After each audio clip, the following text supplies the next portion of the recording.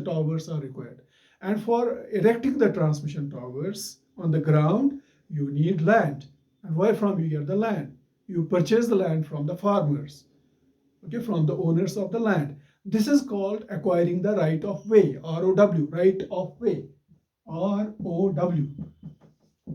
Acquiring the right of way means you are purchasing the land, you are giving land compensation to the farmers, to the people who are the actual or the real owners of the land, and you spend crores of rupees in acquiring the land, acquiring the right of way. And then you cut the trees around that area because you have to erect the large transmission towers, and high voltage transmission lines have to be passed through that region. So there, that's called acquiring the right of way. If on the other hand, if instead of going for overhead power transmission, it was possible for us to go for underground transmission, no, there was no need to acquire the right of way, right? But can we go for long distance high voltage underground power transmission in AC? Answer is no. I have already answered this query, because if we go for underground power transmission through the cables are operating at very high voltage and the cable conductors are very close to each other, and a large capacitance occurs between the cable conductors, which causes flow of large charging current, and which means large reactive power, and the reactive power may be so high that you may not be able to transmit any active power over the underground cables. So that's why we don't have underground power transmission. All the AC power transmission is overhead. Does the same problem occur in HVDC transmission? Answer is simply no, because in HVDC power transmission system, the conductors are carrying DC power, not AC power.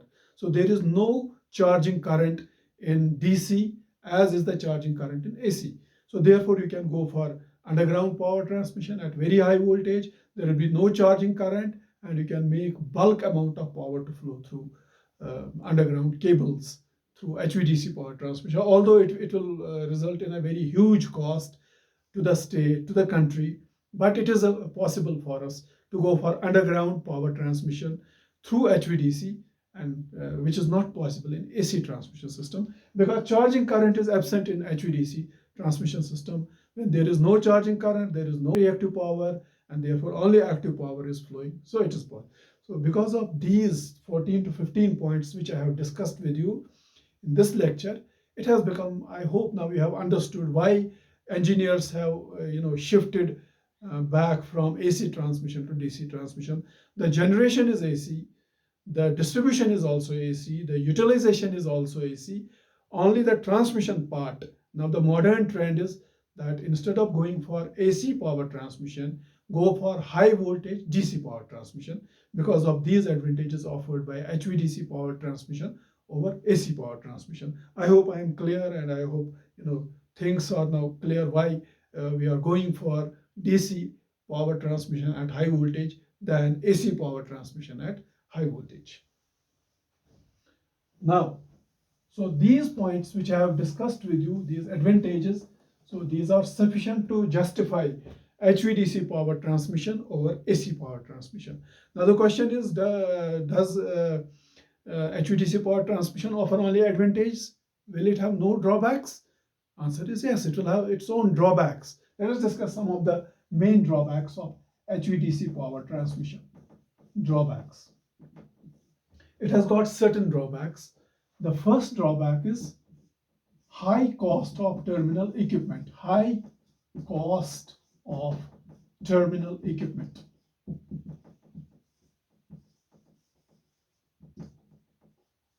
If you draw a simple schematic diagram of an HVDC power transmission system, it looks like this.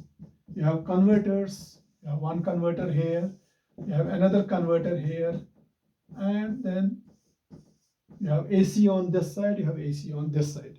Both sides are AC, and then these two ACs are connected, interconnected, or connected together with the help of HVDC. This is your HVDC transmission line. This is HVDC transmission line. On this side of line, you have one converter. This acts as a rectifier. It converts this AC into DC, and then you transmit DC power rather than AC power. And on the other side, which you can call as the receiving side, you again need to convert this DC back into AC. Therefore, this converter will act as an inverter. I stands for inverter. So this will convert DC back into AC, and then this AC power is distributed to various types of loads, industrial loads, commercial loads, residential loads, and so on.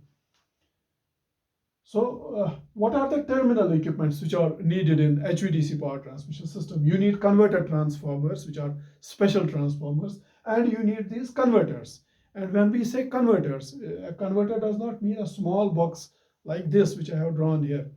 A converter is generally housed in a very large building. It comprises of larger number of thyristors, SCRs, which are connected in series and in parallel. Okay. It's a very huge assembly, and the cost of these converters is quite high. So the cost of converter transformer and the cost of converters on both the sides, on rectifier station as well as on the inverting station, you need these converters, and they are very, very costly. These converters are called terminal equipments. So you don't need any converters in AC transmission system, but you need these converters in HVDC transmission system, and the cost of these converters is quite high. So this is one of the drawbacks. Cost of terminal equipment is quite high in HVDC power transmission system. This is the first drawback. Second drawback is injection of harmonics. Injection of harmonics in line currents. I don't need to explain it in details, because those of you, not those of you, all of you have studied power electronics in your BTech courses.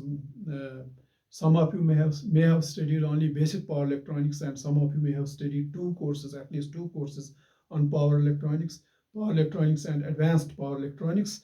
And in your basic course on power electronics, when you were studying the operation of rectifiers or AC to DC converters, you have seen that the current which is drawn by a converter from the AC side, from the line, is never sinusoidal.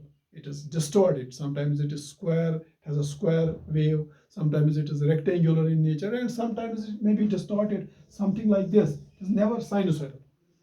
And a distorted current means when you apply Fourier series on it, it comprises of fundamental component, which is the main component, and it comprises of harmonics, generally odd harmonics. And these harmonics are responsible for many evils in the system, many problems in the system. And you need to suppress these harmonics. And in HVDC power transmission system, since you use huge converters on both sides of the transmission line, and these converters cause distortion in the AC current which is coming from the supply side. It distorts the complete current. So therefore you need costly filters for suppressing these harmonics. So because of the harmonics present in the line currents, you need costly filters. We call them harmonic filters. There is one subchapter or chapter in your course on design and operation of these harmonic filters. If you visit any HVDC transmission substation, you will see very large filters in the switchyard of that substation. Those filters comprise basically of large inductance banks and large capacitance banks. And these large sized and costly filters are indispensable in this case. You need these filters for suppression of the harmonics, and it adds to the cost. So this is the second drawback. Third drawback is reactive power compensation.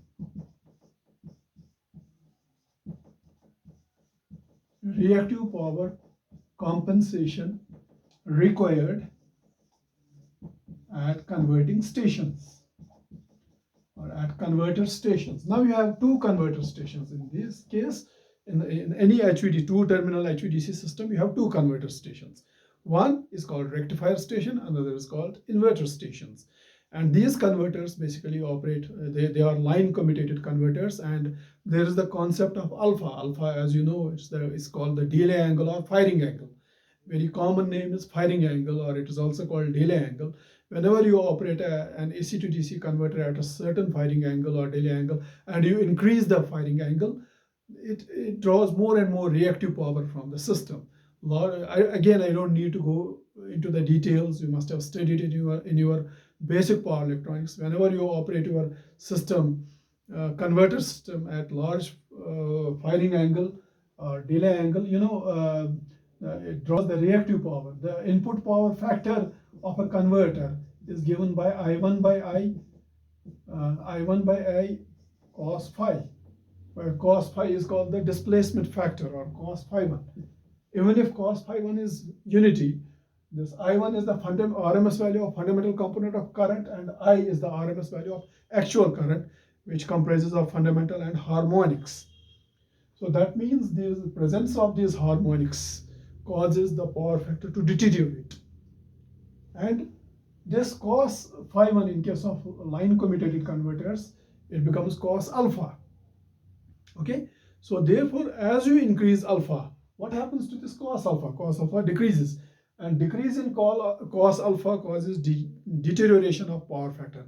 And deterioration of power factor means that your this converter becomes the sink of reactive power. It draws more and more reactive power.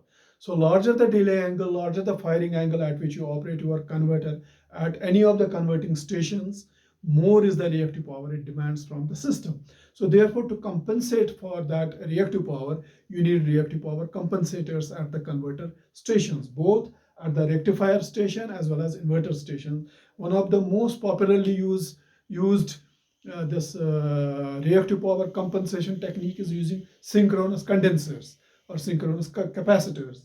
They result in the reactive power compensation. So you need reactive power compensation, especially if you are operating your converters at these converting stations at large delay angles or large firing angles. So this is another drawback. Third, next is limited overload. Fourth drawback is that HVDC systems have limited overload capacity. OLC means, let me write full, overload capacity. Limited overload capacity. They have limited overload capacity. Because electronic components do not have any overload capacity. And what are the electronic components we are using here? Thyristors, SCRs, they are electronic components, and they don't have any overload capacity. So therefore, this HVDC transmission system does not have much or does not have overload capacity, whereas AC transmission system does have the overload capacity. Fifth is point-to-point transmission. Point-to-point transmission. Point-to-point transmission means, say, this is your converter station here, and this is your inverter station here, and this is your HVDC transmission system. You have AC on both sides. This may be Srinagar and this may be Jammu. You are passing a transmission line from Srinagar to Jammu, so it is point-to-point transmission. It does not have any flexibility. Okay, between Srinagar and Jammu, you are passing a high voltage transmission line. In between, you cannot have any intermediate transmission. Transmission is fixed. You have a 400 kV or 800 kV transmission line. It's fixed. It has a fixed voltage. You cannot change that voltage level. So you can transmit the power from one point to another point. You cannot have flexibility in between. So this is called point-to-point transmission. Sixth is, next point is, yes, lack of circuit breakers. As you already know, it's very difficult to design a circuit breaker which will operate on DC because of the absence of zero crossing in DC, and arc quenching is difficult. Okay, so because of lack of circuit breakers in DC, it has become one of the obstacles in having multi-terminal HVDC power transmission systems. Multi-terminal HVDC power transmission system means an HVDC transmission system having more than two terminals. Otherwise, generally you have a two-terminal HVDC transmission system. One converting station here acting as a rectifier, another converting station, say 500 kilometers away, acting as an inverter. This is called two-terminal HVDC transmission system. Now the modern trend is to have multi-terminal HVDC transmission system. In between, you have another terminal to change the voltage level and for better control. But one of the main hindrances, one of the main bottlenecks is lack of DC circuit breakers. Okay, and finally, since we cannot use transformers in on the DC transmission line, is it possible to use transformers to change the voltage level of the HVDC transmission line? Answer is no. We cannot use transformers here because it is a DC line and you cannot change the level of DC from one voltage level to another voltage level with the help of transformer. The use of transformer is not possible in DC. So therefore, you cannot have intermediate voltage levels.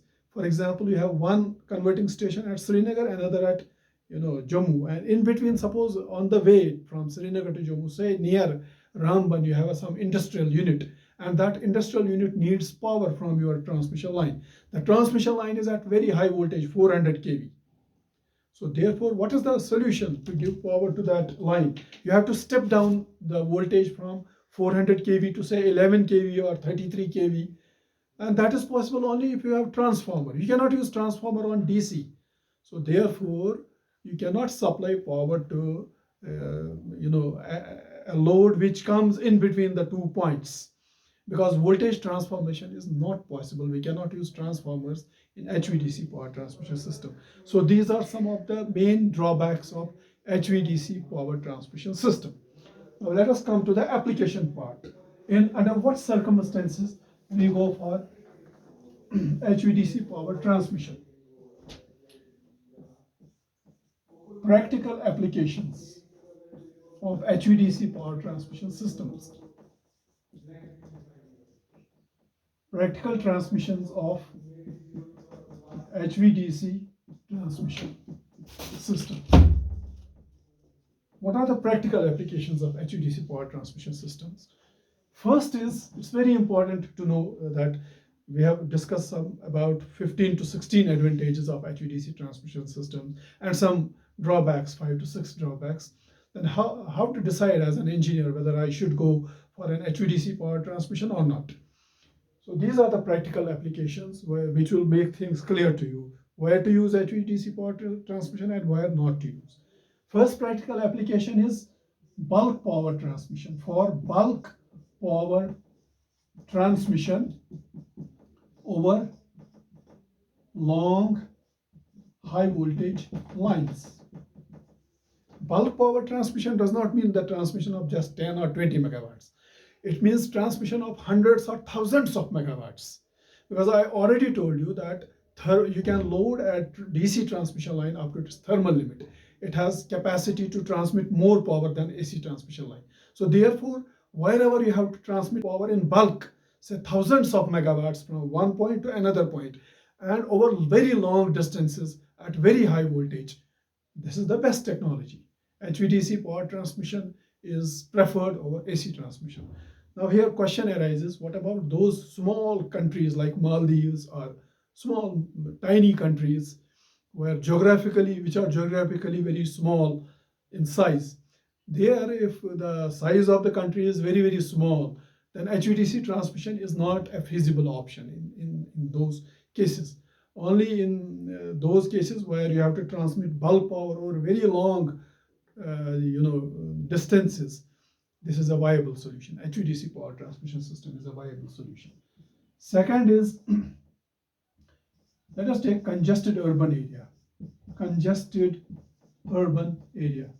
When we talk of transmission, immediately it comes to our mind that the transmission is through the rural areas, countryside, hilly areas, or outskirts. But sometimes you have to pass your transmission lines through the urban areas. And when you talk of urban area, as soon as the word urban area comes into our mind, immediately population density, large population, small land, it comes to our mind. And it is very, very difficult to lay the AC transmission line through urban areas because of the public safety. Public safety will be at risk. You cannot pass transmission line through a mohalla, through through the city, congested city. And second thing is, even if you are able to pass the transmission line through the city, congested city, a populated city, you have to acquire the land, which is called acquiring right of way. And it is very, very difficult to acquire right of way in the city area. Then you have to displace the whole population. You have to get them vacate their houses. You have to demolish their houses, you have to demolish everything around, and you have to pass the transmission line, and it is not easy. So therefore, in such a case, instead of going for AC transmission, where you have to go for overhead transmission, go for underground transmission. But the problem with underground power transmission with AC, I have already told you, is charging current and reactive power flow. So therefore, the only option is go for underground transmission through DC. So go for underground HVDC power transmission. Okay. So in those populated, congested urban areas where you have to pass that transmission line, instead of going for overhead transmission line, you go for underground transmission line. In that case, you don't need to acquire right of way. You don't need to displace the people. You don't need to purchase the land. Go for underground transmission, and the only solution is DC, not AC. Third is where water bodies are there. Suppose you are passing a transmission line, say AC transmission line, and on the way a large river of about 20 miles or 30 or 40 kilometer width, a very large water body is there. It's not possible to pass overhead line over this water body. So therefore, you can go for underground. You can go for underground cabling. Again, you cannot pass underground cable through the water body if power is AC in nature. Again, charging current point is there. So therefore, for that portion where you have to pass your line through the water bodies, large water bodies, we go for HVDC power transmission. We convert AC into DC and then pass it through the underground through these water bodies. We don't go for overhead. Next is back-to-back transmission. Back-to-back transmission. Back-to-back transmission means, suppose you are connecting two areas. Say one state you are connecting with another state. Let us take Srinagar and Jammu. In Srinagar, although it is the same state, but two different regions, and power requirements, peak powers occur at different times during the year. In Kashmir Valley, the peak power demand is during the winters, and in Jammu, the peak power demand occurs during the summers. So we can connect Jammu with Srinagar through an HVDC link. It's called back-to-back transmission. The idea is to exercise the control over the flow of power from one region to another region. This is one region, say region A, and this is another region, this is region B. And you are connecting these regions through HVDC, small HVDC line. In back-to-back transmission, the length of line does not need to be very long, hundreds of kilometers. It can be as small as 25 or 50 kilometers. Then for small distances, why do we go for HVDC transmission? Because HVDC transmission for small distances is a costly affair. In those cases where flow of power has to be controlled from one region to another region, the only option is HVDC power transmission. In this case, we connect the two regions which are very close to each other through HVDC link. And then during summers there may be we can have flow of power from Kashmir Valley to Jammu, and during winters the reverse power flow can be there, and we can have perfect control over the flow of power. This is the basic concept behind back-to-back transmission. In back-to-back transmission, we don't have long transmission lines. We have short HVDC links connecting two regions, and this is done in those cases where control over flow of power has to be exercised. Say a power flow sometimes should be from region A to region B, and sometimes it has to be region B to region A, and the flow of power should be in a controlled manner. So this can be very easily done using HVDC power transmission system. So therefore, in those cases where two regions have to be connected together and control over flow of power has to be exercised, HVD, that's called back-to-back transmission. HVDC technique or HVDC technology is used. This is another. And next is modulation of AC system. modulation of AC system. Excuse me. Modulation of AC system means, suppose we have an AC transmission line and we have an HVDC transmission line. This AC transmission line may be a weak line. Okay, it may not be a stable line, it may be a weak line. Suppose whenever the power demand, if this line is overloaded or there are stability issues with this line can be supported by another parallel line, which is not an AC line, which is an HVDC transmission line. So what will this HVDC parallel transmission line do? It will provide support to this weak AC line.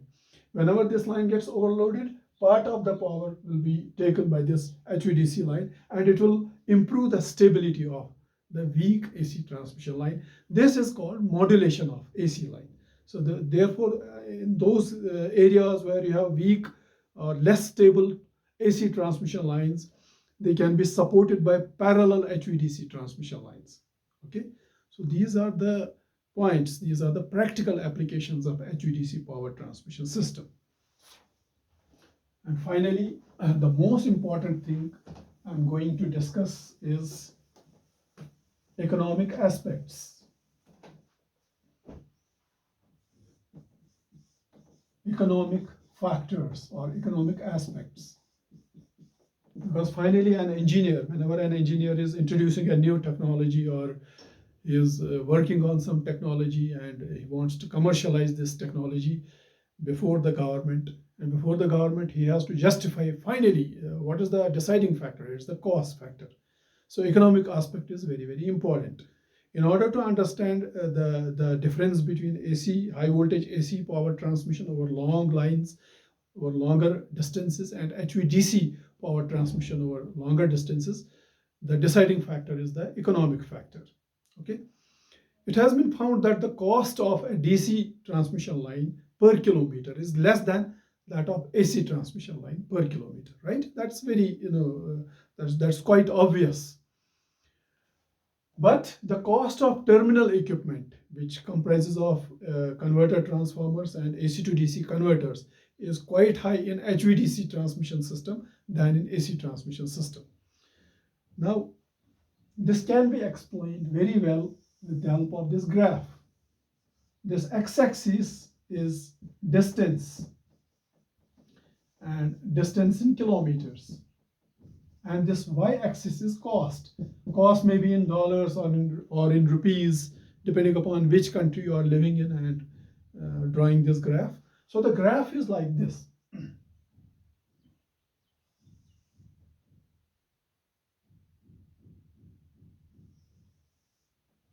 This is AC line, AC transmission line, and this is HVDC transmission line.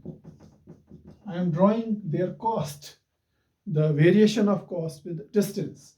And what is this cost? This is the cost of terminal equipment. This is cost of terminal equipment. Terminal equipment. In case of AC, I will write AC, and this is cost of terminal equipment in case of HVDC. Now you can see the cost of terminal equipment of AC transmission line is less than that of DC transmission line, because in HVDC transmission system you have additional systems like high voltage, high power converters, AC to DC converters, and they are very, very costly. So therefore the cost of terminal equipment of HVDC transmission system is quite high, much higher than the cost of terminal equipment in AC transmission system. But then as the length of the line, as the distance increases, the cost of DC transmission line increases, but it increases by small portion or per small percentage, whereas the cost of AC transmission line increases quite high. Okay, and then you can see a point is reached. Let us call this point as point P, where the cost of two lines is equal. This point is called, the distance is called break-even distance. This distance, it is called break-even, break-even distance. This is the point where the two lines intersect and where the cost of two lines is same, equal. So therefore, for distances of the transmission lines less than break-even distance, you can see AC transmission line is cheaper than DC transmission line. And for length of lines greater than break-even distance, DC transmission line is cheaper than AC transmission line. That's why I told you earlier, a few moments back, that HVDC transmission has main application in bulk power transmission over very long transmission distances. For short transmission distances, this technology is costlier. So we prefer AC transmission for small distances less than break-even distances. And for long distances at high voltage, that is distances greater than break-even distances, HVDC transmission system is cheaper than AC transmission system, right? So this is very important. Now the question is, sir, what is this break-even distance? This break-even distance varies from country to country. The general range of this break-even distance is 500 to 1500 kilometers. And in India, the break-even distance as of now is 500 kilometers. Break-even distance in India is 500 kilometers. That means if you want to transmit power over a distance of 500 kilometers or less, which technology is cheaper? AC. So generally we go for AC power transmission. And for transmission of power over greater than this 500 kilometers, we go for HVDC, because HVDC transmission line is cheaper than AC transmission line. So this is how we justify it cost wise. Okay. So right now in India, the break-even distance is 500 kilometers, and I have already discussed with you in the very first class that in India one very popular project is from Dadri to Rehan, that is UP and Delhi border, and it is plus minus 500 kV HVDC bipolar link. What is bipolar link? We will discuss inshallah in next class.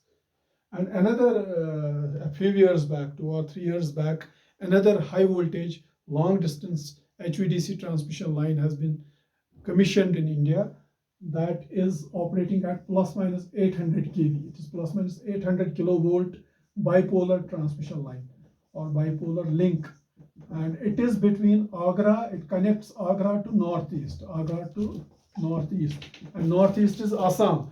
This is a very long transmission line. It connects Agra to Assam. Okay, so that's it. So in today's lecture, we have discussed about what are the various advantages, why we should go for HVDC power transmission, why should be AC transmission replaced by HVDC power transmission. So for that you have to justify it technically and economically, and technically we have discussed some 14 to 15 advantages offered by HVDC power transmission over AC transmission, and some drawbacks of HVDC transmission, and practical applications of HVDC power transmission, and finally economic aspects or economic factors. And finally we have seen that for distances up to 500 kilometers or less than 500 kilometers in India, that is break-even distance, AC transmission is preferred. It is, preferred in terms of cost. And for distances over greater than this break-even distance, that's greater than 500 kilometers, HVDC transmission is the best option. So that's it. I hope you have enjoyed this lecture. So we will